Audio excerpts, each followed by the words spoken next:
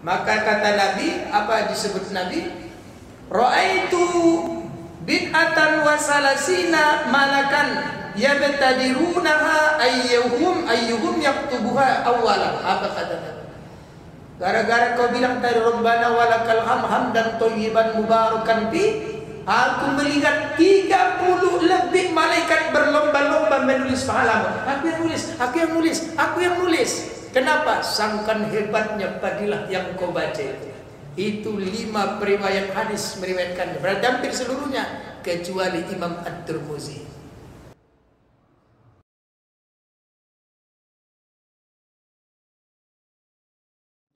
Assalamualaikum warahmatullahi wabarakatuh.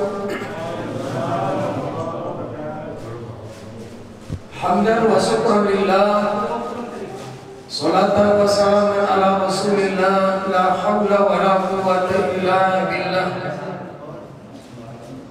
Bismillahilladzi la yadurru ma'a ismihi shay'un fil ardi wa la fis samai wa huwas samiul alim. Amma ba'du. Puji syukur hadirat Allah, salawat dan salam kita ucap dan perbanyak kita hadiahkan ke ruh Rasulullah sallallahu alaihi wasallam. Insyaallah salawat yang diperbanyak berbuah syafaat. Amin ya rabbal alamin. Bapak Ibu hadirin jamaah yang dimuliakan Allah, pertemuan yang lalu kita sudah membahas bab ruku. Sekarang kita masuk rukun sholat selanjutnya, i'tidal. Apa itu i'tidal? I'tidal itu al-i'tidalu lughatan. I'tidal menurut bahasa al-istiwa wal istiqomatu. Istiwa atau istiqomah artinya berdiri tegak. Jadi kalau tak tegak, tak i'tidal namanya. Harus berdiri tegak. Istiqomah berasal dari kata koma, artinya berdiri. Artinya istiqomah berdiri tegak. Wasar'an, adapun i'tidal menurut syariat, awdul musalli ila makana alaihi qabla ruku'i,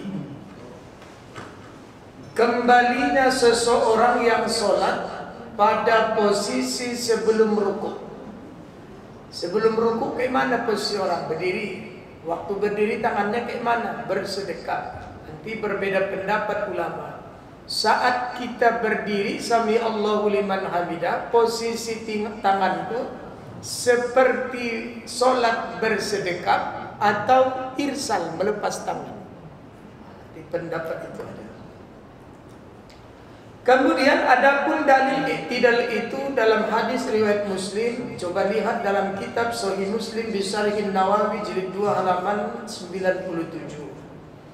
Kana idza qama ila shalah, kata Nabi apabila engkau solat, adalah Nabi bila solat dia berdiri melaksanakan solat, kabbarohina yakum, maka bertakbirlah hina yakum ketika berdiri, summa yukabbir hina yarka, kemudian bertakbirlah ketika ruku, summa yaqulu sami Allahu liman hamidah, ketika bangkit dari ruku katakanlah sami Allahu liman hamidah, hina yarfa'u sulbahu minar ruku'ihi, hingga betul-betul tegak punggung engkau dari bangkit dari ruku itu.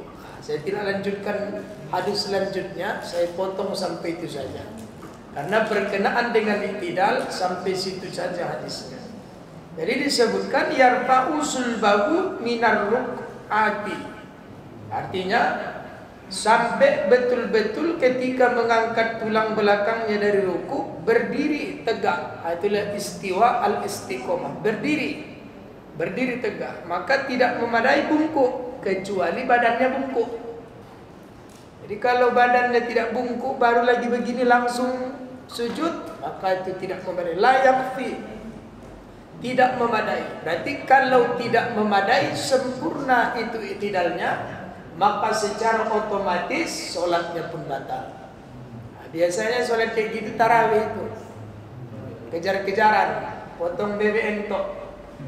Nah, di sini janganlah dibuat itu. Masjid udah bagus, jamaah udah mantap, sholatnya super eksekutif kelas SE21. Gak perlu, karena kita bukan mengejar kuantitas, kita mau meraih kualitas. Karena Allah pesan untuk kita, alladzi khalaqal mauta wal hayata liyabluwakum ayyukum ahsanu amala. Jadi manusia yang terbaik di hadapan Allah itu adalah yang bagus amalnya, bukan yang banyak amalnya. Maka untuk bagus amal ini kata Imam Ghazali 3 yang dipersiapkan. Wajib qoblal wajib ilmu. Ibadah itu hukumnya wajib, sebelum ibadah harus berilmu. Caranya belajar. Kalau orang tidak talaki kepada guru, belajarlah kepada guru. Kalau udah nanti belajar sama guru, udah banyak guru yang dikelilinginya, baru boleh mengambil istinbat hukum dari buku, dari Facebook, dari YouTube, semuanya. Jadi bisa dia menyaringnya. Kemudian wajib bil wajib ikhlas. Wajib hukumnya, ibadah itu hukumnya wajib, ketika melakukannya harus ikhlas. Wa ma umiru illa liya'budullaha mukhlishina lahud, hanya kepada Allah. Dalam salat, innas salati wa nusuki wa mahyaya wa mamati, ujungnya lillahi, betul-betul murni, London murni, tak bercampur-campur. Bahwa ketaatan itu ibadah apapun yang kita lakukan murni karena Allah. Dan yang ketiga, wajib ba'dal wajib khauf. Ibadah itu hukumnya wajib, setelah ibadah khauf, ada rasa takut, berarti ada perubahan. Maka dalam Hasyiah Al-Bajuri disebutkan 2 ibadah yang harus dicapai. Secara vertikal namanya makbul, secara horizontal namanya mabrur. Jadi ada ibadah itu makbul dan mabrur. Kalau tak menulis. Jadi ibadah itu secara umum ada 2. Ada ibadah makbul, yang kedua ibadah mabrur. Maka orang pulang haji ada namanya mabrur, kata dasarnya birrun. Ada makbul, ini ke atas, namanya berterima. Ada, pasti kan nampak dari situ kan? Ada namanya mabrur. Mabrur itu horizontal, artinya berubah, bertambah baik. Makanya ibadah itu targetnya 2. Ada target vertikal, ada target horizontal. Apa target vertikal itu? Ibadah itu makbul. Makbul. Bahasa maulidnya, bahasa rajabnya mi'rat. Mi'rat itu berakar dari kata isim alat dengan masdar a'roja atau urujan. Kalau ditafsir a'roja ya'ruju u'rud la ta'rud ma'rujun au mi'rajun. Isim alat artinya tangga. Tangga itu kemana? Ke atas. Ke bawah namanya turun. Maka orang yang beriman harus berupaya seluruh ibadah yang dilakukannya mi'rat atau makbul, berterima di sisi Allah. Syaratnya tadi berapa? 3. Wajib qoblal wajib ilmu. Sebelum ibadah berilmu. Wajib bil wajib ikhlas. Ketika ibadah ikhlas. Wajib ba'dal wajib khauf. Habis ibadah bertambah, berubah pelaku. Pelakunya yang sini disebut mabrur. Apa yang disebut dengan mabrur? Kata dasarnya birrun, kebaikan. Maka orang pulang haji selalu berdoa, Allahumma ja'al hajjana hajjam mabruro. Ya Allah, jadikanlah haji kami haji mabrur, haji yang merubah sifat. Pergi merepet, pulang merepet juga Bu, tapi berkurang stadiumnya. Karena mungkin hilang, namanya manusia. Sempat hilang total ya jadi malaikat lah dia. Nggak akan hilang itu, berubah. Biasanya pelit, mulai ngasih-ngasih sikit-sikit, lama-lama jadi banyak. Jadi makbul itu ke Allah, ibadah diterima, hasil ibadah itu merubah pelakunya menjadi mabrur. Mabrur itu adalah tingkatnya horizontal. Nah, jadi Bapak Ibu jamaah dimuliakan Allah. Balik kita ke pertama. Kemudian syarat i'tidal atau syurutul i'tidal. Syarat i'tidal itu ada 5. Pertama, ayyasiha ma qablahu. Telah sah rukun sebelumnya. Apa rukun sebelum i'tidal? Ruku. Pada pertemuan ruku itu saya hanya menekankan 2 yang dilarang dalam ruku. Pertama ada namanya al-inkhinas. Al-inkhinas. Apa itu al-inkhinas?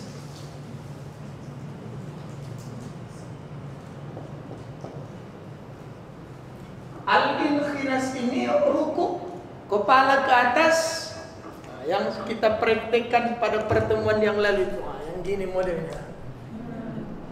Itu al-inkhinas. Itu dilarang. Jadi kalau waktu ruku dia kayak gitu, berarti tidaknya nggak berterima karena udah salah rukun sebelumnya.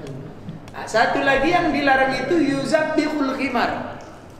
Satu lagi yang dilarang itu ketika ruku yuzabbihul khimar. Apa itu? Seperti merungkuk, menunduknya, apa namanya itu?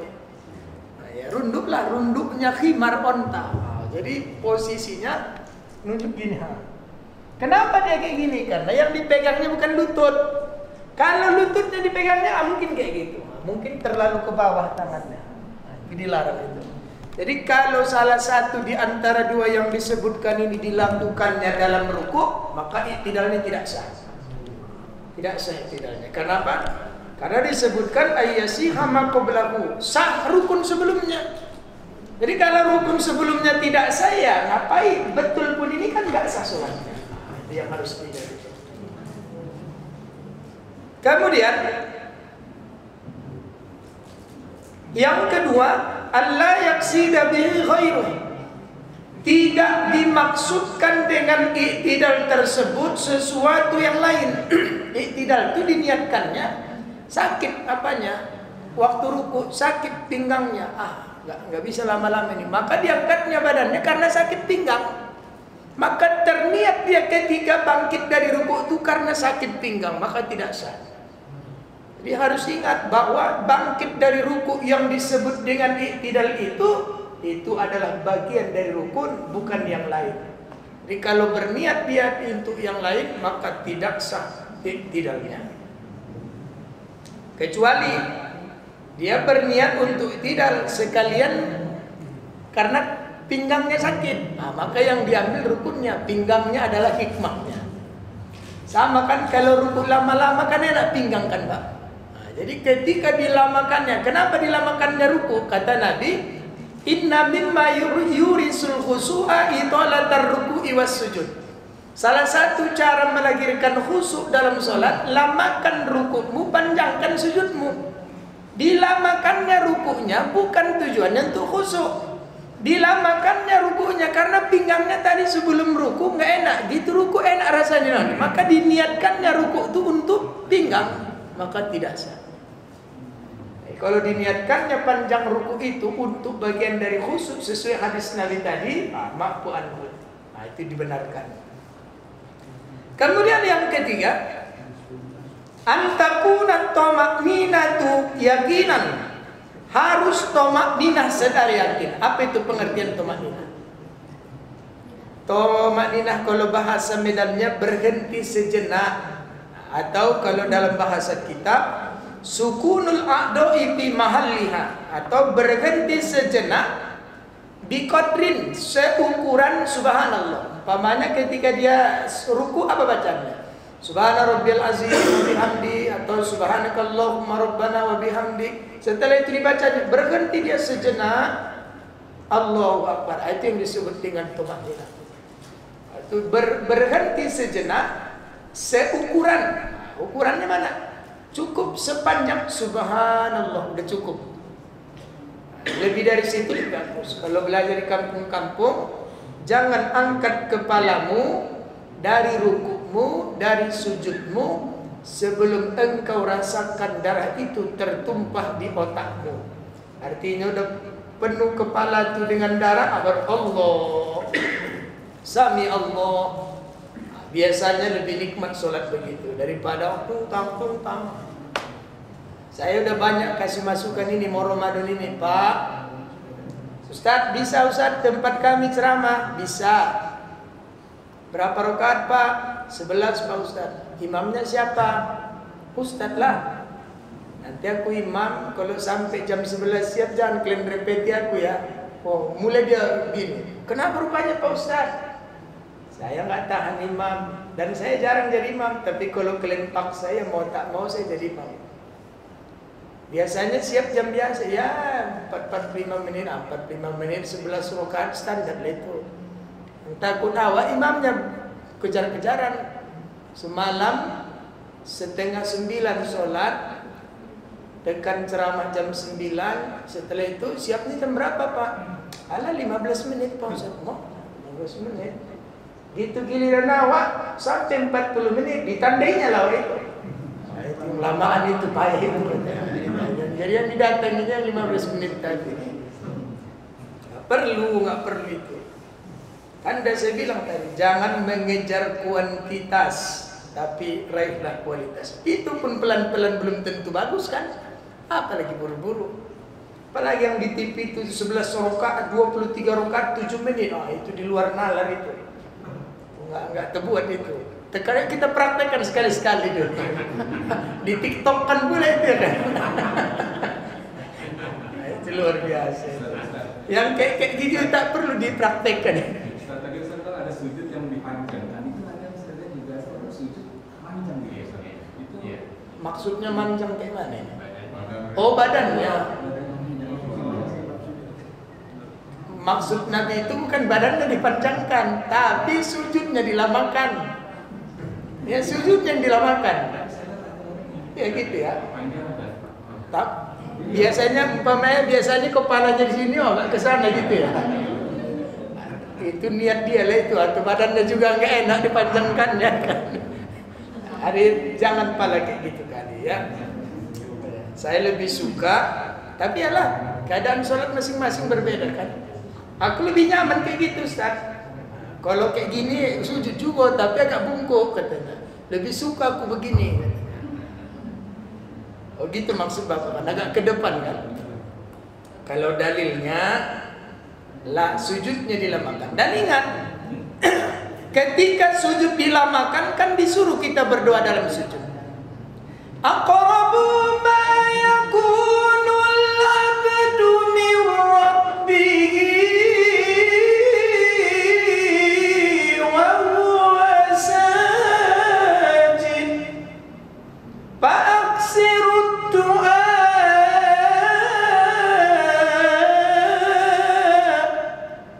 Kata Al-Nabi, aqrabu ma yakunul abdu min rabbihi wa huwa sajid. Keadaan hamba yang paling dekat dengan Tuhannya pada posisi sujud. Faksirud doa, banyakkanlah doa dalam sujud. Jadi bukan mesti sujud terakhir ya Pak. Sujud pertama pun boleh, sujud kedua pun boleh, sujud ketiga pun boleh. Karena dalilnya sujud terakhir itu tidak ada.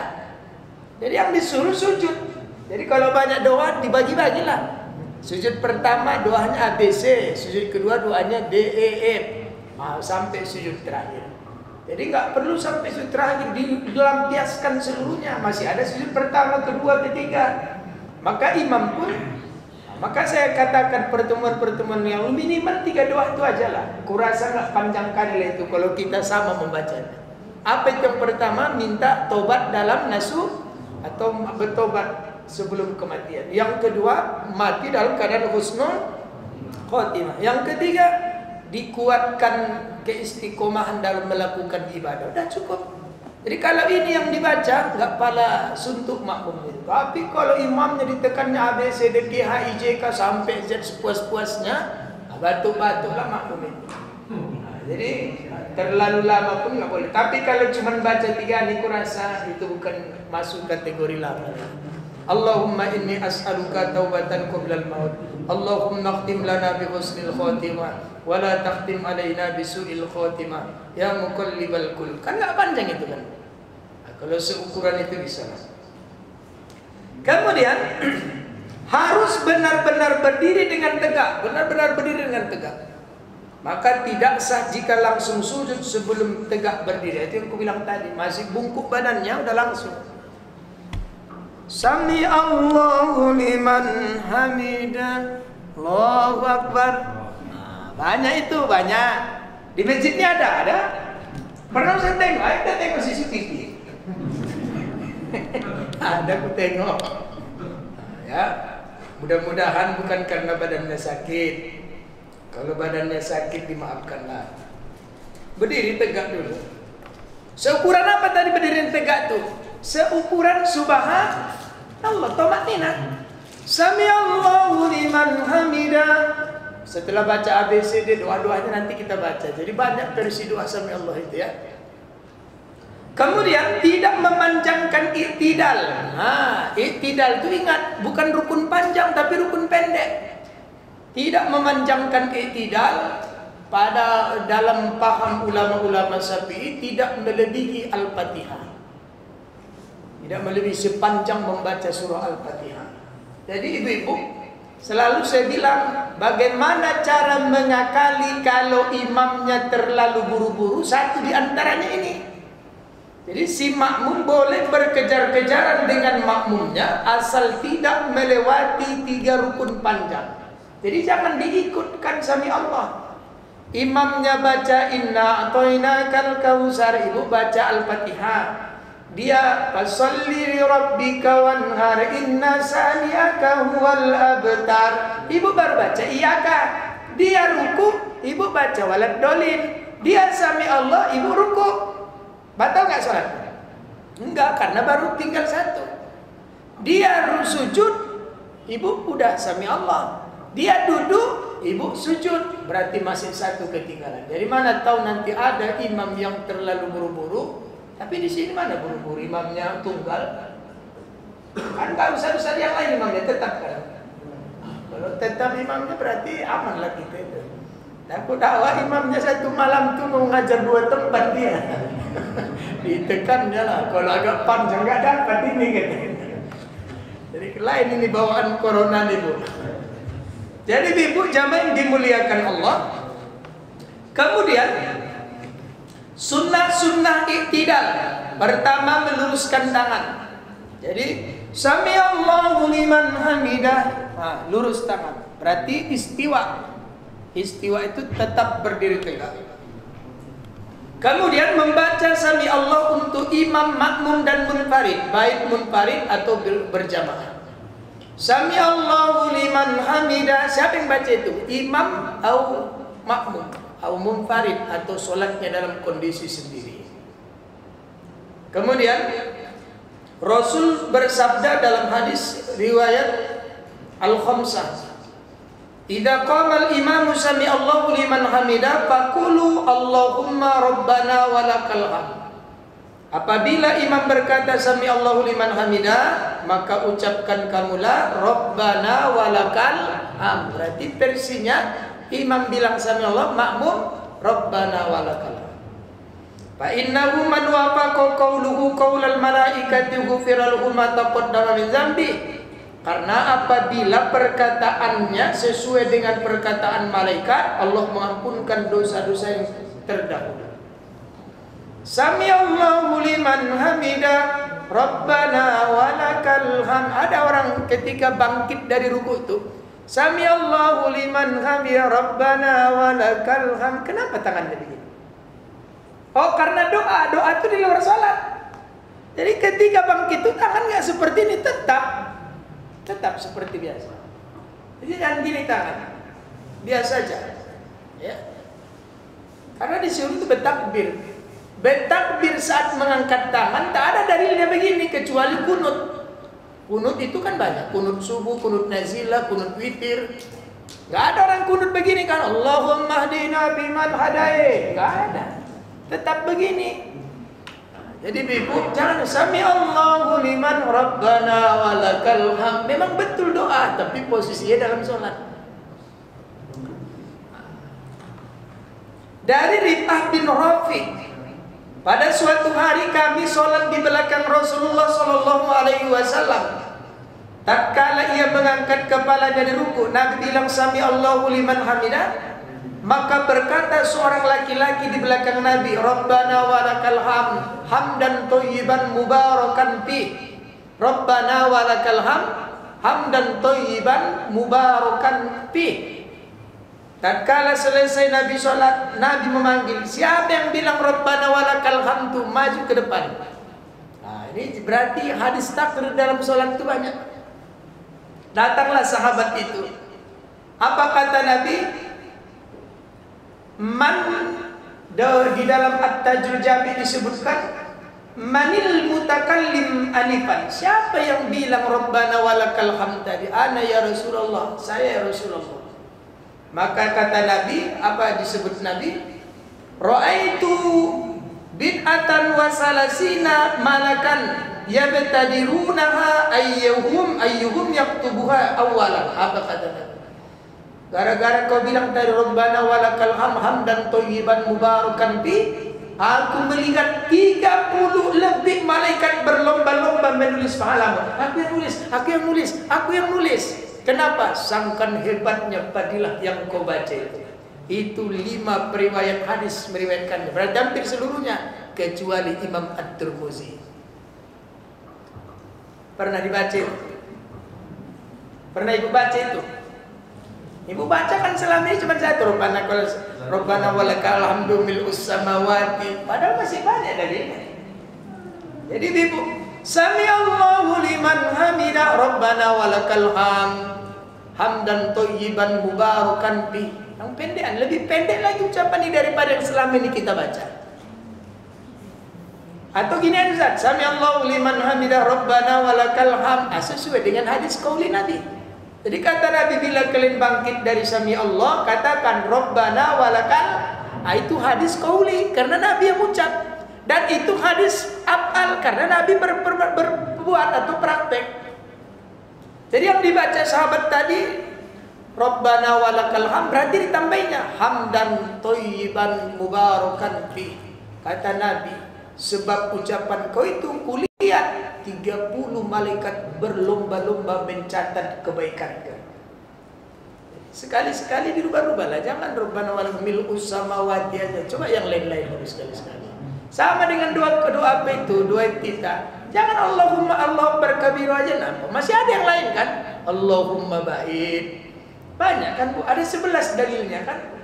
Dimainkan semuanya. Jadi ibu jamaah yang dimuliakan Allah. Sama juga ketika Nabi mau sholat, kata Nabi, luruskan saf, rapatkan barisan. Oke?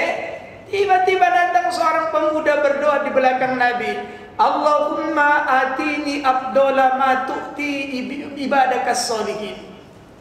Tiba-tiba setelah Nabi salat, yang bilang Allahumma atini tadi siapa? Ana ya Rasulullah. Saya Rasulullah. Gak pernah disuruh Nabi itu sewaktu kau berdiri di sajadah kau itu berdoa kau ini ya. Gak ada ditambah-tambah, ya Allah berikanlah aku keberkahan, berikanlah aku karunia sebagaimana engkau berikan kepada hamba-hamba kau yang soleh. Kata Nabi, yang bilang tadi itu siapa? Saya Rasulullah. Maka kata Nabi dalam hadis itu, qala izan yuk qaru jawaduk. Jika demikian onta kau itu, ya, onta kau itu akan mati di medan perang. Jadi kendaraan kau yang kau pakai, kuda kau, onta kau itu akan mati di medan perang. Wa tushadu fi sabilillah, engkau akan mati di jalan Allah. Betul, pemuda ini mati waktu perang. Berarti hebat juga itu doa itu. Jadi setiap mau salat mainkan, luruskan saf, kata imam. Luruskan sawwa tadilu atau versi-versi yang lain, ya. Luruskan saf, rapatkan barisan. Allahumma atini afdala ma tu'ti ibadakas sholihin. Nabi yang bilang kendaraan kau akan dipotong, artinya unta kau akan dipotong dan engkau akan mati fisabilillah. Ternyata ucapan Nabi ini benar. Sahabat itu mati dalam salah satu peperangan. Jadi banyak hadis takbir dalam sholat itu yang kita praktekkan. Seperti Allahu Akbar kabiro itu nggak pernah diajarkan Nabi itu, Pak. Yang dibaca Nabi itu hadis qauli Allahumma ba'id. Nggak ada itu Allahu Akbar kabiro. Tapi karena padilahnya, siapa yang mengamalkan itu? Umar. Allahu Akbar kabiro walhamdulillahi katsira wa subhanallahi bukratan wa asila. Sampai itu aja. Ketika Nabi siap, yang bilang Allah Akbar kabiro siapa? Saya Rasulullah. Gara-gara ucapan kau itu, kata Nabi, 7 malaikat 7 pintu langit terbuka menyambut sholat kita. Di situ hadir Umar bin Khattab. Kata Sayyidina Umar, setelah ku dengar langsung ucapan itu dari bibir Nabi, maka sampai mati aku takkan meninggalkan ucapan itu dalam sholatku. Itu makanya dalam pandangan ulama-ulama Syafi'i, sunnah menggabung beberapa doa iftitah dalam satu berdiri. Artinya jangan itu aja dibaca, digabung-gabung. Maka terjadilah penggabungan. Allah Akbar kabir alhamdulillah katsir subhanallah wa ta'ala. Hadis riwayat Umar, inni wajhatu wajhiya, hadis riwayat Ali. Jadi kalau bapak banyak kegiatan, banyak pekerjaan, gara-gara panjangnya Allah Akbar kabir itu tak dibaca, ada langsung Al-Fatihah, rugi sekali. Bagus dipotong, potong aja. Yang mana dibaca, pendekkan aja yang dipangkal. Allah Akbar kabir alhamdulillah katsir subhanallah wa ta'ala, Al-Fatihah. Jangan dibaca ini wajhatunya lagi.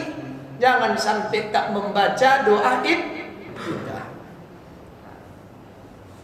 Zikir-zikir apa yang dibaca dalam i'tidal? Pertama dari Ali bahwa Nabi apabila mengangkat kepala dari ruku dia membaca Sami Allahu liman hamidah, Rabbana walakal hamdu mil'us samawati. Boleh dibaca mil'as samawati. Wa mil'ul ardi. Boleh dibaca wa mil'al ardi. Wa mil'u ma bainahuma wa mil'a. Jadi mil'u itu boleh dibaca mil'a. Artinya kalau merubah itu susah, ikut yang ori lah, mil'u. Dari kaidah nahwunya dua-duanya boleh dibaca. Jadi itu diriwayatkan oleh 5 periwayat kecuali Imam Bukhari. Di Rabbana walakal hamdu mil'us samawati wa mil'ul ardi, 5 yang meriwayatkannya kecuali Imam Bukhari. Nah, itu yang selalu kita baca. Jadi ibu jamaah yang dimuliakan Allah, yang kedua Imam Muslim dan Abu Daud menambah pada riwayat lain. Nah, ini yang jarang kita baca. Ahlus sana'i wal majdi ahaqqu ma qala al abdu wa kullana laka abdun la mani'a lima a'taita wa la mu'tiya lima mana'ta wa lan fa'u jaddul jaddil minkal jadd. Nah, biasanya kita baca itu kan ketika habis salat kan, la mani'a lima. Ketika Sami Allah jarang kita baca. Padahal dalam hadis disebutkan Nabi pernah membaca itu. Itu diriwayatkan Imam Muslim dan Abu Dawud. Kemudian terkadang Nabi menambah bacaan tasbihnya sebagaimana diriwayatkan Abdullah bin Abu Aufa. Allahumma tahhirni bil salji. Allahumma tahhirni bis salji wal baradi wal ma'i wal barad. Allahumma tahhirni minadz dzunubi wal khotoya kama yunaqqas saubul abyad minal wasakh. Ya Allah, sucikan daku dengan air es, air batu dan air dingin. Ya Allah Tuhanku, sucikan daku dari semua dosa dan kesalahan sebagaimana Engkau bersihkan kain putih, sebagaimana dibersihkan kain putih dari kotoran. Dan ini diriwayatkan Imam Ahmad dan Imam Muslim. Ini juga hadisnya sahih, tapi jarang kita baca. Saya pun nggak hafal ini, kalau nggak gara-gara menulis buku ini tak tahu saya. Ya, jadi ibu jamaah ada yang lebih pendek lagi. Ada yang lebih pendek lagi. Kalau sami Allahu liman Rabbana walakal hamd, Rabbana walaka alhamdu, 3 huruf, 3 kata. Ada yang lebih pendek lagi. Nah, dalam riwayat Huzaifah ini kan jumpa dengan Nabi karena dia gubernur Yaman. Ya, sama dengan Umar bin Khattab. Makanya Huzaifah ini pernah dimarahi Umar. Ketika Umar bin Khattab menjadi khalifah, datang dia ke Yaman. Dia jumpa dengan gubernur Yaman namanya Huzaifah al-Yamani. Apa kabar kau Huzaifah? Aku sholat tak pernah berwudu. Aku memiliki apa yang tidak dimiliki Allah. Mendengar ucapan tu gondok Umar. Untunglah aku udah masuk Islam. Kalau udah kumutilasi kau ini. Kenapa? Bagus-bagus ku tanya. Dibilangnya sholat tak pernah berwudu. Aku memiliki apa yang tidak dimiliki Allah. Hebat kali kau rupanya. Dengan ada kesal marah Umar tu balik. Jumpa dengan Ali. Kenapa murung kali begitu? Aduh, kira-kira macam gondok kali aku nengok Huzaifah. Bagus-bagus ku tanya. Apa kabar kau? Dibilangnya pula sama aku sholat tak berwudu dan memiliki apa yang tidak dimiliki Allah.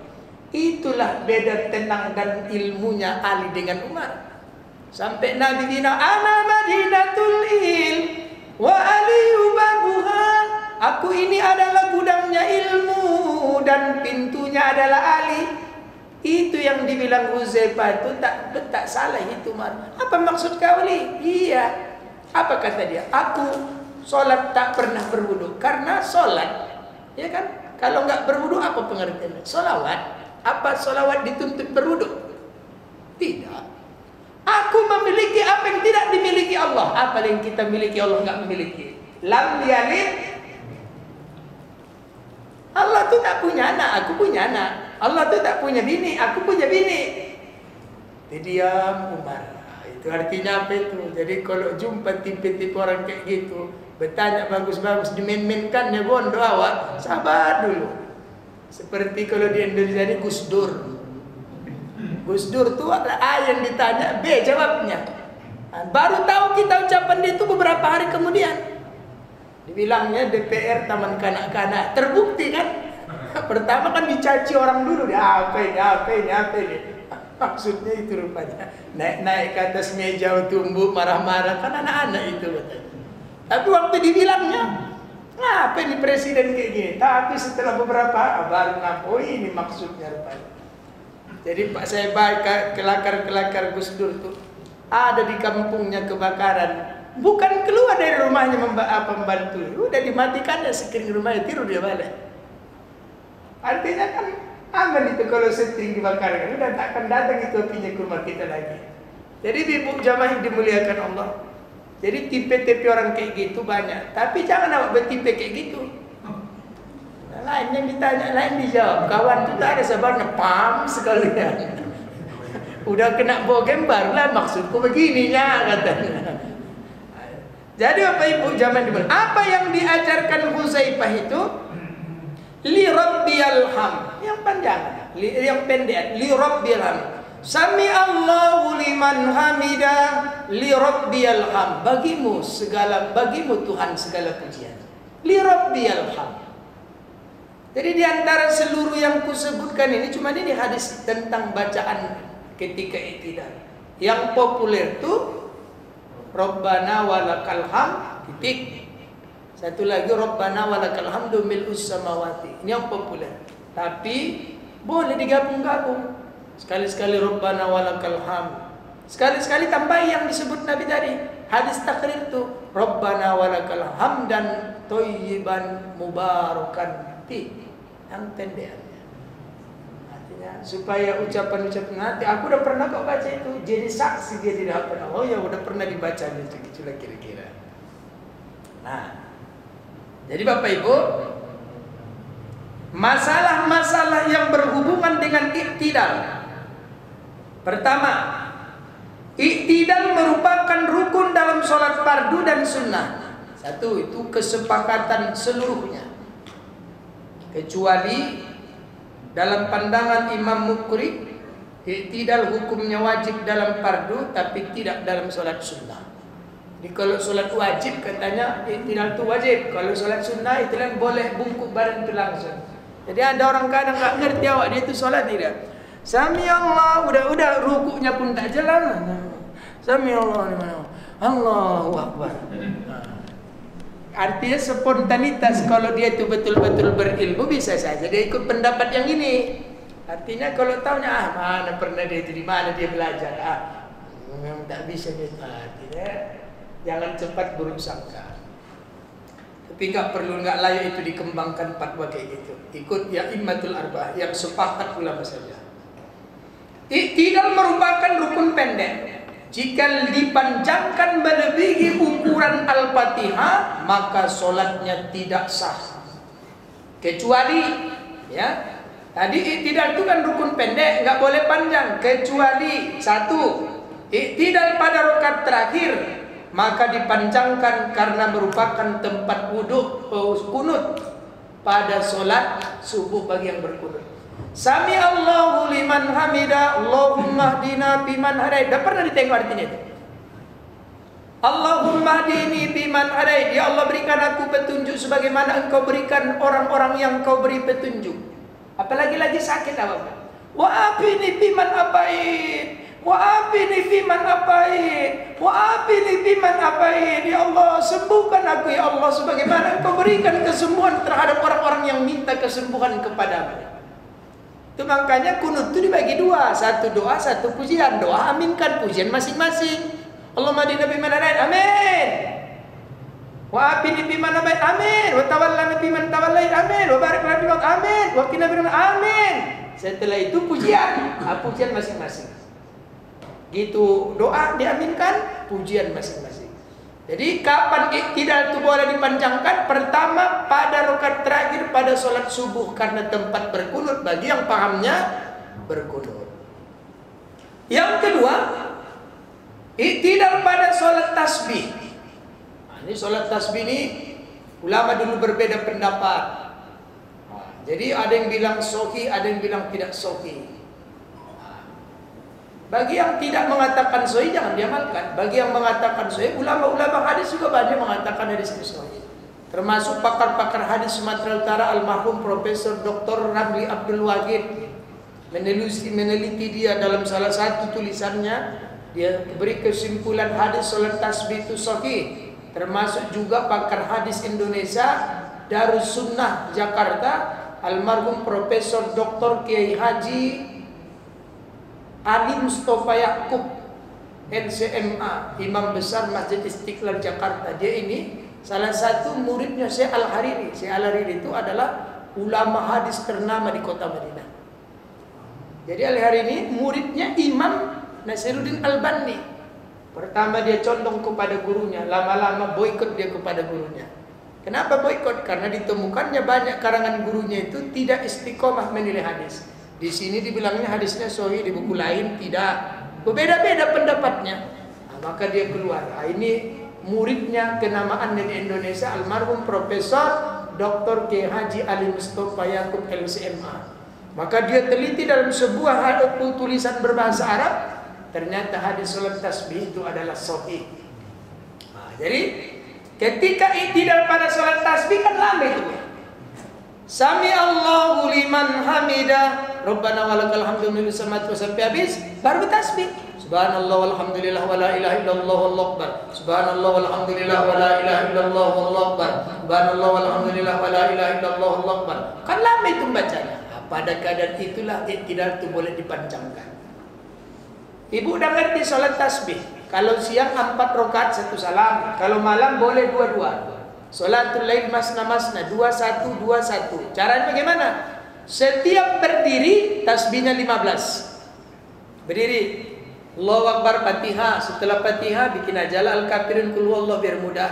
Setelah baca Al-Kafirun subhanallah walhamdulillah wala ilaha illallah wallahu akbar. Berapa kali? 15. Yang 15 cuma waktu berdiri. Selainnya 10 semuanya. Ruku. Allahu Akbar subhana rabbiyal azim wa bihamdihi subhanallah walhamdulillah wala ilaha illallah 10. Sami Allahu liman hamidah. Rabbana walakal hamd 10. Subhanallah walhamdulillah wala ilaha illallah wallahu akbar. Allahu akbar sujud. Subhana rabbiyal a'la. Setelah itu subhanallah walhamdulillah wala ilaha illallah wallahu akbar 10. Allahu akbar rabbil warhamni wajibni. Setelah itu subhanallah walhamdulillah wala ilaha illallah wallahu akbar 10. Allahu akbar lagi sujud. Subhana rabbil a'la. Baca lagi subhanallah walhamdulillah wala ilaha illallah wallahu akbar 10. Duduk. Baca dulu sebentar. Subhanallah walhamdulillah wala baru bangkit. Berarti 1 rakaat 75 tasbihnya. 75 lah dikali 4. Maka sekali sholat tasbihnya 300. Paling banyak dilakukan orang Ramadan. Oma-oma itu Ramadan. Siapa di Ramadan sholat tasbih? Kok banyak kan oma-oma sholat tasbih? Karena dapat gula. Ada gula. Kasih teh. Cobalah bikin nanti Ramadan sini. Kami mengundang ibu-ibu untuk sholat tasbih. Oh, tak apalagi kita orang Torikul Jannah. Minimal tiap Jumat ada jeruk itu di sana. Berarti nanti ini selain jeruk ini ada ini apa? Ada korma ini. Wah, rame orang. Kenapa bukan mau sholat tasbih? Minimal dapat tadi gula sekilo. Apalagi biasanya itu bubuk teh 1 kotak. Di Palar juga itu Bu. Ini kan dapatnya hari ini. Dia keliling 30 kali Bu. Ramadan pertama sampai Ramadan 30 dia keliling. Ramadan pertama di Masjid Torikul Jannah, Ramadan kedua di Masjid Roman, datang dia ke Roman lagi, dapat lagi sekilo. Berarti sebulan itu dia dapat 30 kilo. Lumayan lah untuk bikin ya. Kalau untuk subuh itu memang doanya standar atau boleh ditambah lagi? Boleh ditambah lain, hadisnya banyak. Tapi yang paling standar ini dia.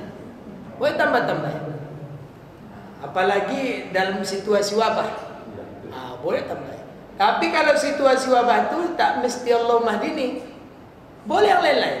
Apa yang kita ingat? Rabbana la tu'akhizna in nasina wa akhtana, boleh. Karena di situ ya Allah jangan berikan kami ke sesuatu musibah yang kami nggak sanggup. Boleh aja. Penting kalau di situasi wabah dia doanya boleh. Ya penting doa bala lah. Doa bala. Tidak mesti Allahumma hdini. Kalau di kunut di witir Masjid Haram getar-getar kaki yang lama, tangan tutur lama-lama. Allah, amin, amin, amin. Hampir satu setengah imam tu. Mentah apa-apa doanya dia lagi tahu itu. Sebenarnya sepala tahu ini doanya amin. Lebih banyak nggak tahu kan? Penting aminkan saja lah, amin, amin, amin. Sampai menangis-nangis kadang Abdurrahman Sudes. Pilu rasanya dengan doa itu, awak nggak ngerti masuk situ entah apa-apa. Kenapa dia paham? Kita udah laminkan saja lah. Amin, kata amin, udah. Sama lah itu kejadian tadi, Ustadz adalah orang meninggal disuruhkan. Bagaimana kesaksian kita terhadap mayit nih? Baik, baik, makin semangat, baik. Tadi datang imam, kau bilang baik tuh Ustadz yang mati itu tahu aku itu semua dosa-dosanya zahir dan batin. Gimana bila aku bilang dia baik? Berdosa aku Pak Ustadz. Tadi kalau ada orang meninggal mau meninggal itu baik atau jahat tetap bilang baik. Maksudnya apa? Udah disarah ulama itu. Apa namanya? Saksikan kebaikannya, tutupi kesalahannya. Itu maksudnya. Gak mungkin gak punya baik dia kan Pak. Bagaimana kesalahannya? Baik, baik. Karena yang kebaikannya. Tapi keburukannya tutupi. Karena dalam hadis salah satu bentuk tanggung jawab kita kepada salah, tutupi aibnya, maka ku tutupi aibmu kata Allah. Jadi maksudnya adalah dua itu, satu proses baik, ya udah baik, dia udah dimandikan, udah dikapani, udah disolatkan, tinggal dikebumikan, kan baik. Atau maksudnya adalah baik, tutupi kebaikan, tutupi keburukannya. Pasti ada keburukannya. Ya Allah, ku tutupi keburukan, ya Allah, mudah-mudahan kau memaafkannya dan saksikan kebaikannya. Itu maksudnya. Jadi atau baik, baik. Bagaimana kesaksian kita terhadap baik ini? Baik, baik, baik, baik. Jangan boleh baik. Payah kali bibirnya bilangnya baik. Penting kata baik, baik. Dia mulutnya. Udahlah diam pun jadi. Udahlah saya aku diam aja lah jalan tengah. Kemudian jika seseorang berada pada posisi sujud kemudian ragu, dia udah sujud nih ragu, apakah telah sempurna i'tidal atau tidak? Perinciannya begini. Jika posisi dia sebagai makmum, maka wajib mengikuti imamnya, kemudian menambah 1 rakaat setelah salam imam. Kalau ragu kali dia, kayaknya enggak lah tadi, enggak lah, gara-gara ngayal aku enggak ini. Ragu dia ragu, kata Nabi, dakma yaribuka ila ma la yaribuk. Tinggalkan yang meragukan kepada yang enggak ragu. Kayak mana kira-kira? Ragu juga. Kalau begitu setelah assalamualaikum tambah 1 rakaat. Kalau dia posisinya sebagai makmum. Jika sholatnya munfarid atau posisinya sebagai imam, maka wajib segera kembali untuk i'tidal, kemudian sujud. Dan jika terlambat tidak kembali, maka sholatnya batal. Susah juga lah terjadi. Masa nggak ada makmum mengingatkannya? Anda tahu imamnya langsung sujud, makmumnya pun ngayal. Pernah nggak gitu? Pernah nggak kejadian baca Fatihah? Sami Allahu liman hamidah, langsung baca Fatihah dia balik, dipikirnya bangkit sallallahu alaihi wasallam. Alhamdulillahi rabbil alamin, dia makmumnya semua. Gitu assalamualaikum baru untuk kayaknya tadi kayaknya baru antara yakin, ada yang ulang, ada yang tidak. Ngayal. Itu biasanya ngayal kayak gitu kapan itu deh? Kalau bacaan imam terlalu bagus. Imamnya terlalu merdu, terlalu bagus. Akhirnya orang kuyup dengan irama imam itu. Akhirnya terbuai, lupa dia. Atau yang paling sering itu langsung baca Fatihah, bangkit rakaat pertama, Allahu Akbar, langsung baca Fatihah, lupa bertakbir intikal pada sholat Idul.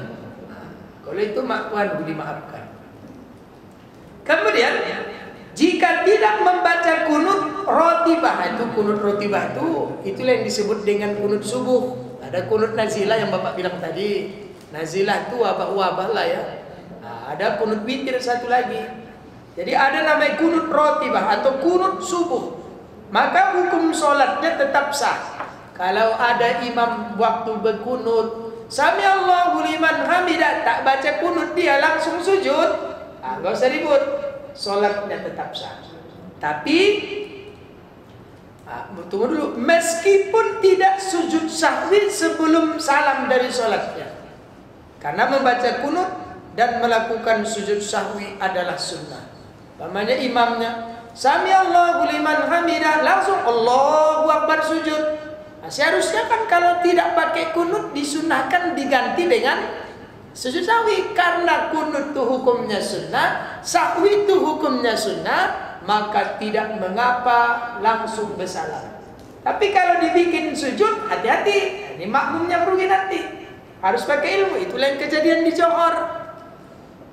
Di salah satu masjid di Johor nih, imamnya bagus, suaranya anak muda, adik saya di Purba Baru, masih kuliah di IAIN. Sami Allahu liman hamidah, biasanya berkunut dia waktu subuh tuh, rupanya subuh tuh agak apa mungkin lupa berkunut. Allahu Akbar. Makmum gak ribut. Tahu makmum tuh apa yang dilakukan imam? Fil alamin innaka hamidum majid. Bikinnya sujud. Sujud sahwi, Allahu Akbar, makmum ribut. Ada yang ikut, ada yang tidak. Apanya nih? Ributlah pentingnya. Ada yang ngulang, ada yang udah selesai. Ditanya orang itu kayak mana itu Pak Ustaz begini. Imam kalian itu yang betul saya bilang. Kenapa? Sujud sahwi itu hukum dasarnya sunnah, sudah. Tapi berubah menjadi wajib bila mengikut perbuatan imam. Ulang sekali lagi. Sujud sahwi itu hukumnya sunnah. Artinya kalau imam bikin, nggak bikin nggak usah. Tapi ingat, ketika sholatnya sholat sendiri. Apabila sholatnya berjamaah berubah status. Kenapa? Imam dijadikan di depan untuk ikut dari segi ucapan dan perbuatan. Bila imamnya tidak sujud, jangan sujud. Tapi kalau imamnya sujud, makmumnya tidak ikut sujud dalam paham Syafi'i, maka batallah sholat makmumnya. Ulang sekali lagi. Sujud sahwi itu hukumnya sunnah, tapi berubah menjadi wajib. Yang wajib itu untuk makmum, bukan untuk imam ya. Bila mengikut perbuatan imam. Jadi kalau tak ikut, batal sholatnya. Jadi yang di Katelia itu bilangku juga Katelia. Kalau imamnya kunut, makmumnya nggak kunut, nggak masalah. Kan ikut wajib. Nah, karena hukumnya sunnah tadi. Nah, ini yang dilakukannya dari segi perbuatan sunnah muakkad. Dia melakukan sujud apa tadi? Sujud apa? Sahwi itu memang hukumnya sebagian pendapat hampir mayoritas a'immatul arba'ah hukumnya sunnah kecuali dalam mazhab Syafi'i. Dalam mazhab Syafi'i ada footnote-nya. Kapan kunut sujud sahwi itu berubah menjadi wajib? Pada satu tempat, apabila mengikut perbuatan imam saja. Ya, itu yang saya bilang tadi.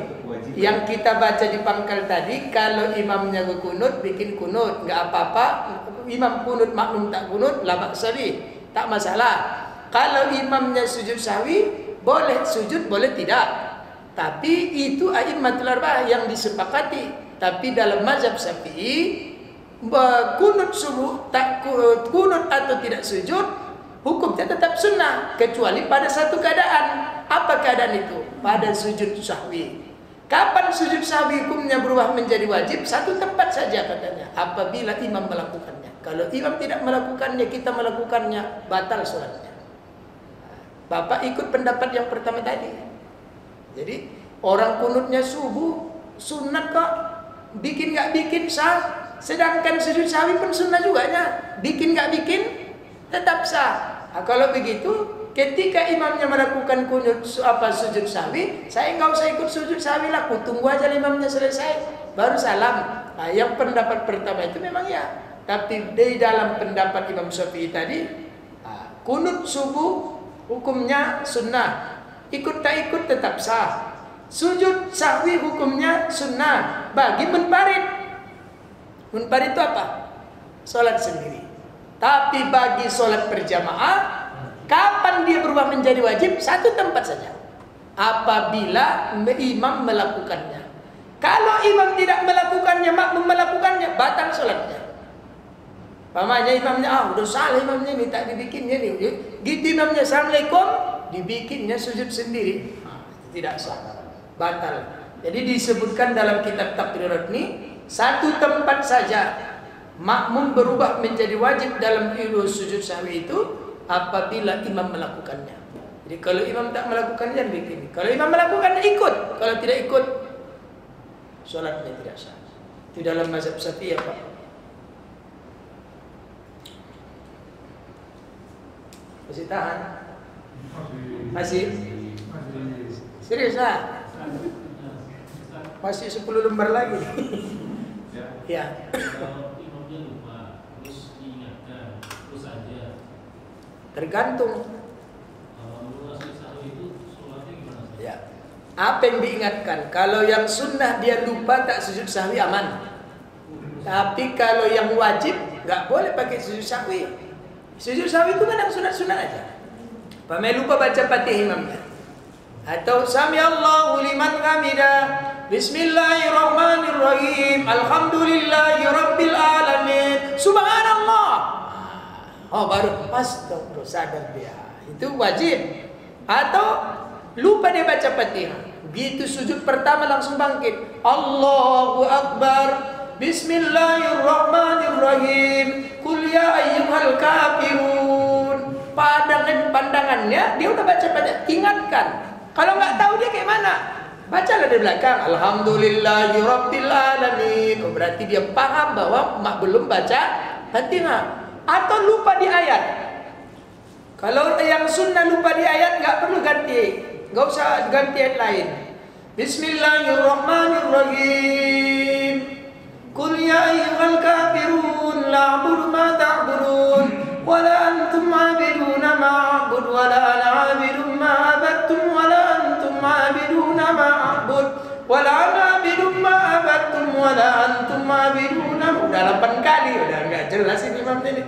Lakum dinukum waliyadin. Diikutkan. Tapi kalau dibacanya ayat yang lain, tidak hafal makmum, dia pun enggak hafal. Ada juga imamnya lari ke ayat lain. Inna hadzal qur'ana yahdi lillati hiya aqwam wa yubasyirul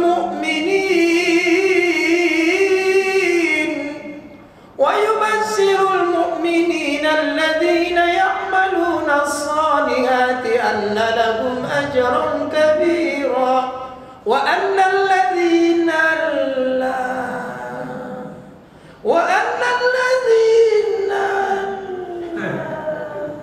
makmum pun tadi ngapal. Terakhir berubah ayat. Bismillahirrahmanirrahim. Inna a'tainaka ya Allah. Bila itu terjadi, nggak usah lagi, jangan bapak subhanallah, makin kacau imamnya. Imamnya yang belajar. Wa anna, sekali lagi, wa anna Allahu akbar.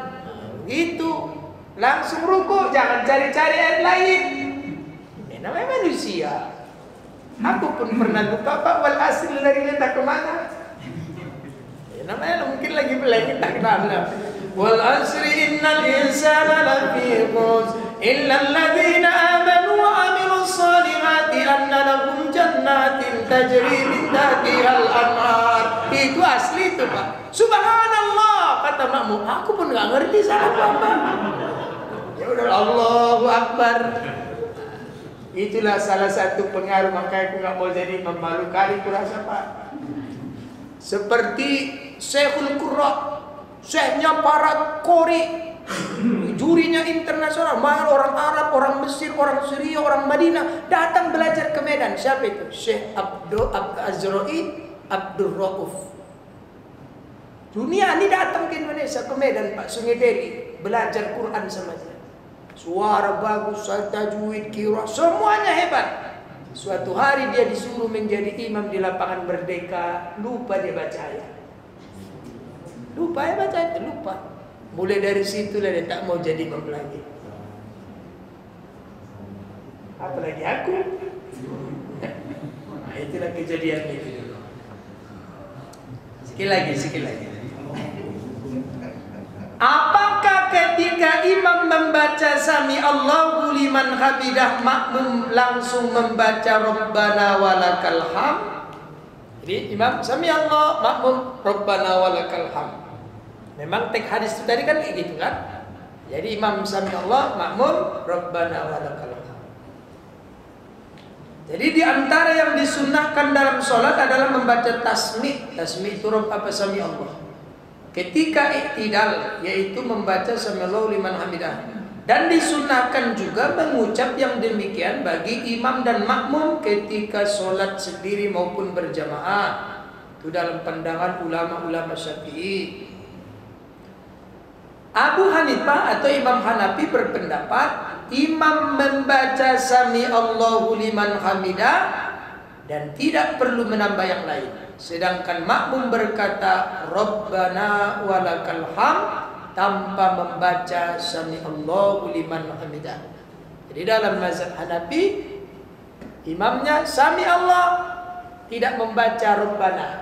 Makmumnya cukup Rabbana tanpa membaca Sami Allah. Nah, dalilnya yang mana? Hadis yang kita baca tadi. Idza qala al-imamu sami Allahu liman hamidah faqulu Rabbana walakal hamd. Imam Malik, ya, Imam Malik atau Auza atau Imam As-Sauri atau Imam Abu Yusuf dan Muhammad berpendapat, bukan Nabi Muhammad ya, Muhammad Abu Yusuf berpendapat bahwa imamnya membaca Sami Allahu liman hamidah dan Rabbana walakal hamd, makmumnya cukup membaca Sami Allahu liman hamidah. Terbalik. Jadi imamnya Sami Allahu liman hamidah Rabbana walakal hamd, makmumnya Sami Allahu liman hamidah. Itu yang ada dalam mazhab Maliki. Itu dari segi pendapat. Dari segi hadis, pertama hadis riwayat Bukhari, imam tasmi wa tahmid, berarti Sami Allahu liman hamidah Rabbana walakal hamd. Jadi imam dengan makmum sama-sama membaca Sami Allah, sama-sama membaca Rabbana walakal hamd. Itu hadis riwayat Bukhari. Dari Abu Hurairah, nomor hadisnya 795. Nanti tengoklah di situ. Kemudian imam membaca tasmi', makmum Rabbana walakal hamd. Jadi imamnya Sami Allahu liman hamidah, makmumnya cukup Rabbana walakal hamd. Itu juga diriwayatkan Imam Bukhari, nomor hadisnya 796. Makmum boleh membaca tasmi' dan tahmid, dua-duanya. Berarti imam dan makmum sama-sama baca Sami Allah, sama-sama baca Rabbana walakal hamd. Jadi 3 hadis ini, ibu-ibu jamaah yang dimuliakan Allah, boleh diamalkan. Boleh Sami Allah imam, makmum hanya Rabbana, atau kebalikannya boleh.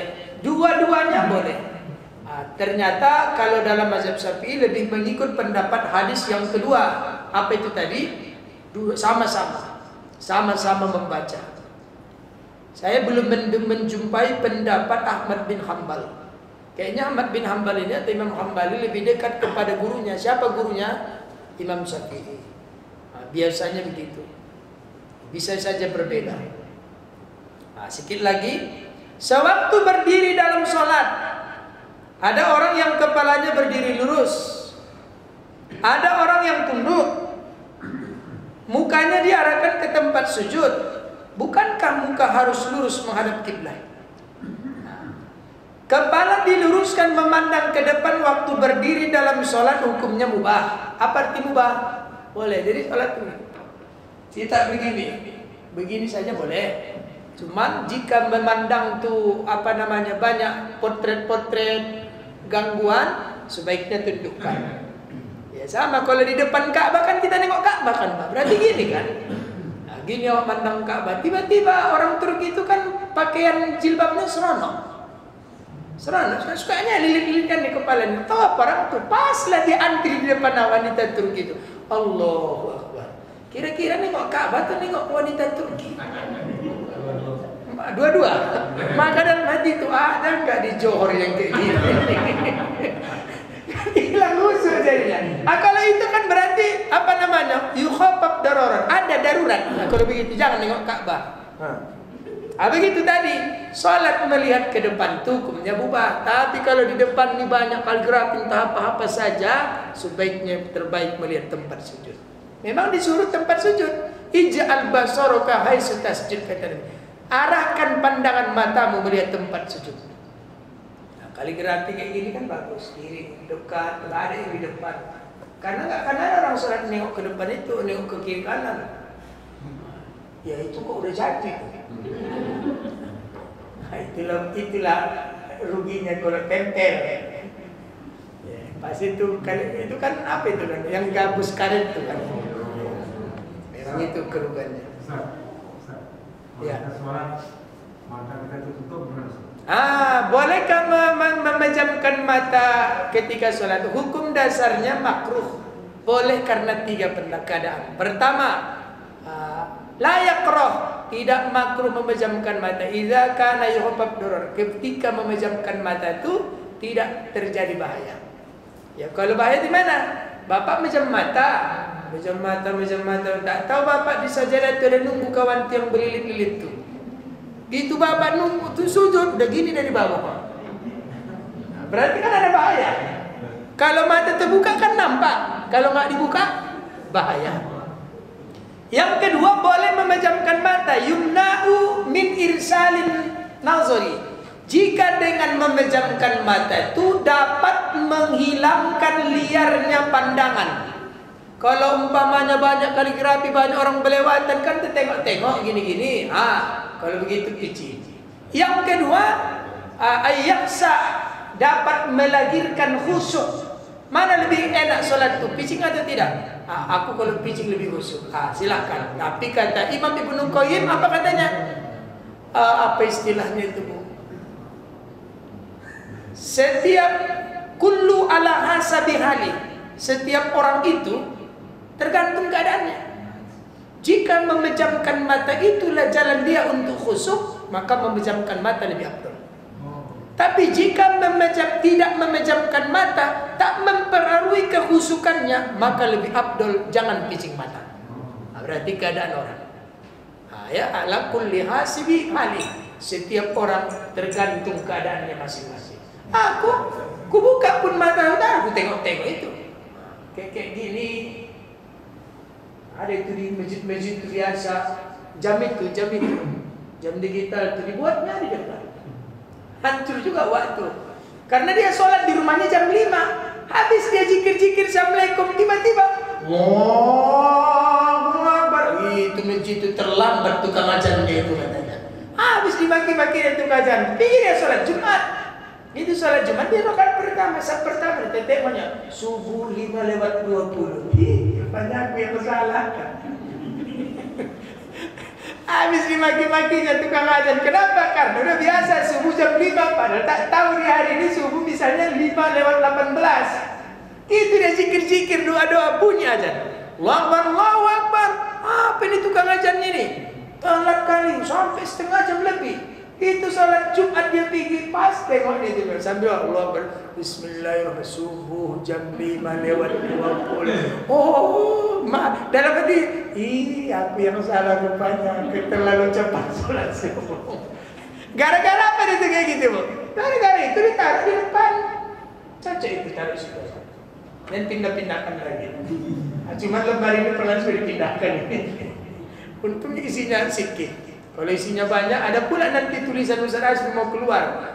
Manasik Haji Hasbi Al-Mawadi. Oh, udah ada tulisan Ustaz Hasbi rupanya. Sambil sholat di sini dibacanya aku. Oh, Ustaz puji, Ustaz Hasbi lagi itu bukunya. Dibacanya satu-satu. Nah, itulah cocok yang Bapak lakukan tadi. Picing mata aja kalau sholat di situ ya Pak. Jadi kalau apa nih picing mata bisa aja tidak ya? Iya, tergantung keadaan. Ala kulli hasabi hali. Setiap orang tergantung keadaannya. Nah, Bapak suka mana? Nah, kemudian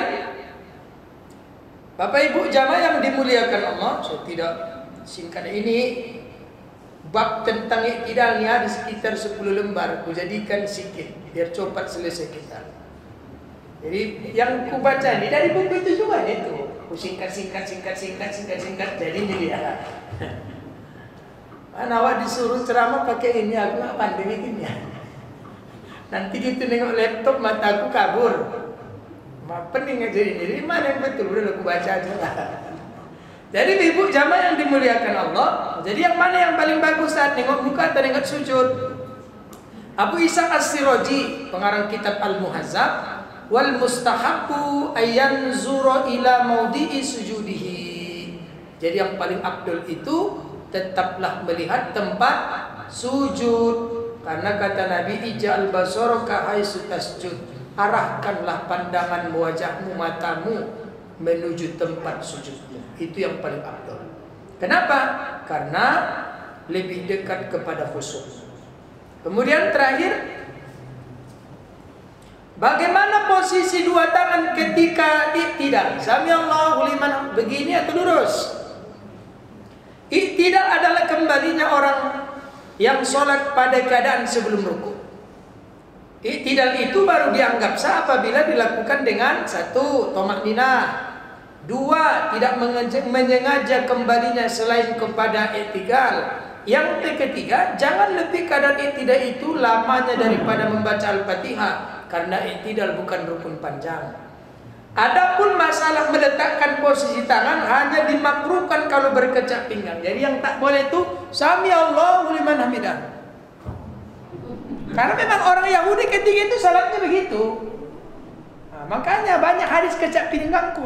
Jadi kalau orang yang salat Sami Allahu liman hamidah, mau begini balik tangannya boleh, mau dilepasnya silahkan. Yang dilarang cuman berkecak pinggang. Cuman itu yang dilarang. Jadi adapun masalah posisi yang paling afdol, tangan paling afdol adalah melepas kedua tangan dengan pelepasan yang ringan ke bawah dada di atas pusat. Ingat, melepas di bawah dada di atas pusat. Gak mungkin diwadah gini tangan awak.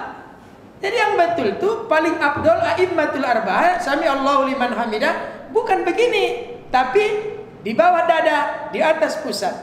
Sekedar. Kan pernah tengok orang itu kan Sami Allah begini tangannya lagi. Jadi kalau ada Sami Allah liman hamidah begini tangannya, jangan ribut. Itu kesepakatan ulama. Nah, jadi banyak orang melepas kedua tangannya tak kala i'tidal dengan mengayunkan sampai irsal. Jadi ya, begini pun boleh. Sami Allah liman hamidah langsung begini. Cuman kadang ketika begini, gini-gini tangannya. Nah, gini-gini tangannya. Jika dengan melakukan gini-gini ini dapat membatalkan sholat, berarti irsal. Lebih bagus begini. Kenapa begini? Menjaga tangan supaya begini. Kenapa sholat suruh begini? Menjaga tangan begini, supaya menjaga adab di hadapan Allah. Kiasnya juga, kenapa khutbah megang toat? Supaya tidak orasi ketika khutbah. Jadi kalau ketika khutbah main tangan, pegang tongkat, biar jangan main tangan. Takut juga gini-gini, gelisah tangannya mau main juga, pegang satu lagi.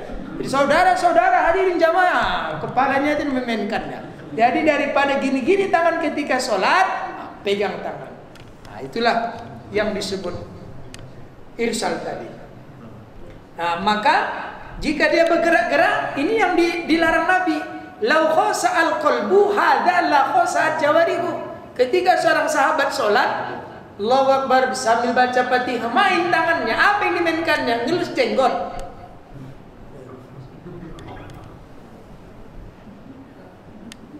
Keluarlah hadis ini. ini. La khusaha qalbu hada la khusat jawiru. Kalau hati orang ini khusyuk, pasti tangannya ikut khusyuk. Artinya, kenapa tangannya bermain-main mengelus jenggot? Itu adalah simbol bahwa hatinya tidak khusyuk. Kalau kata Nabi hatinya khusyuk, tangannya pun ikut khusyuk. Tangan main-main itu akan senantiasa tepat pada tempatnya. Nah, kita jangankan mengelus jenggot, semua dilus.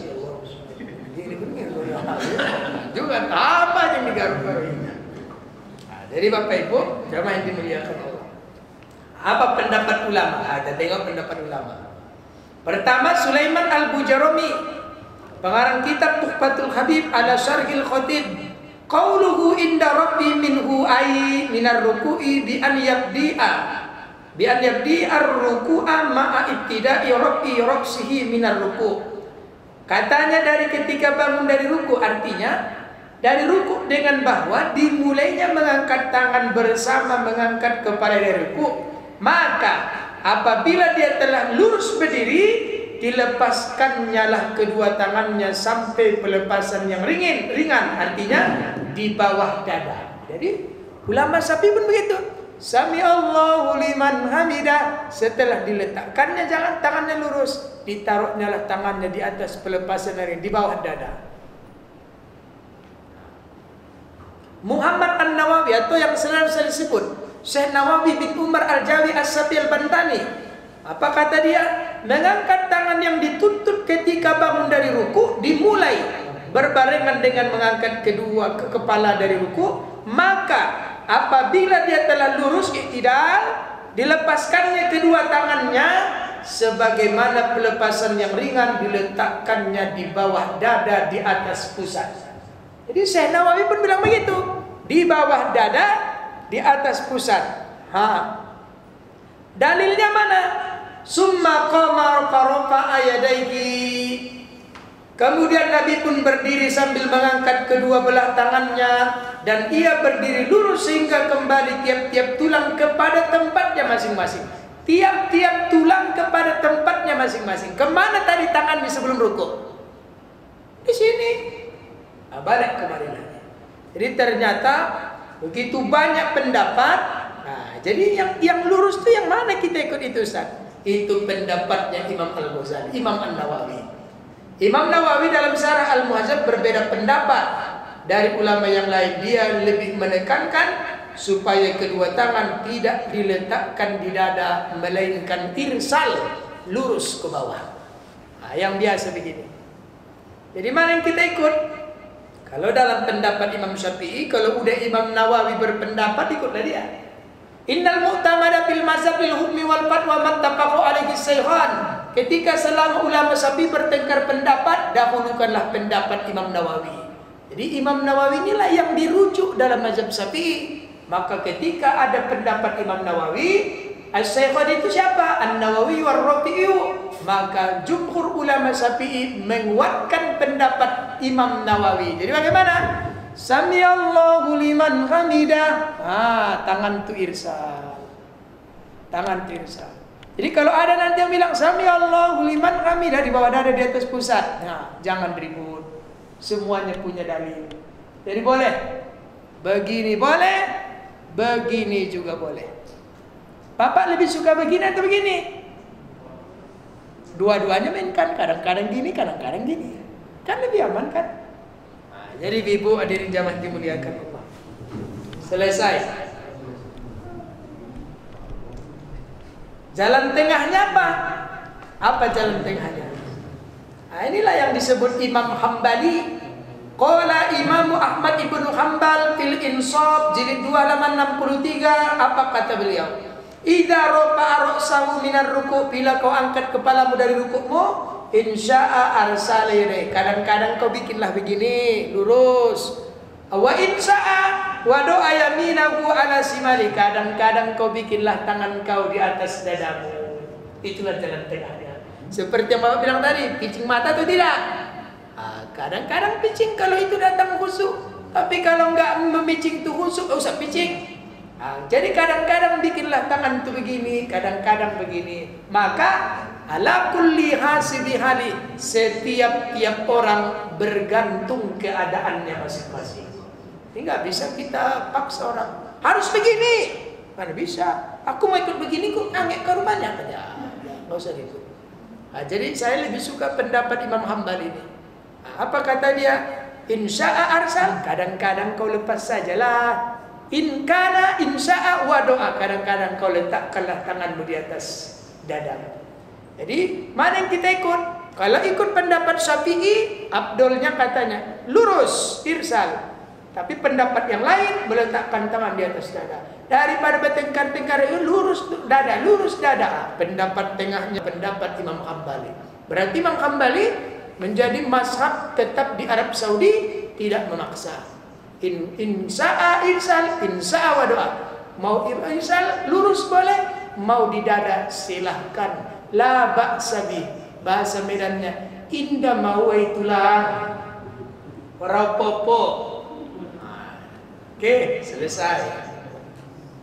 Yang akan datang kita masuk ke bab sujud.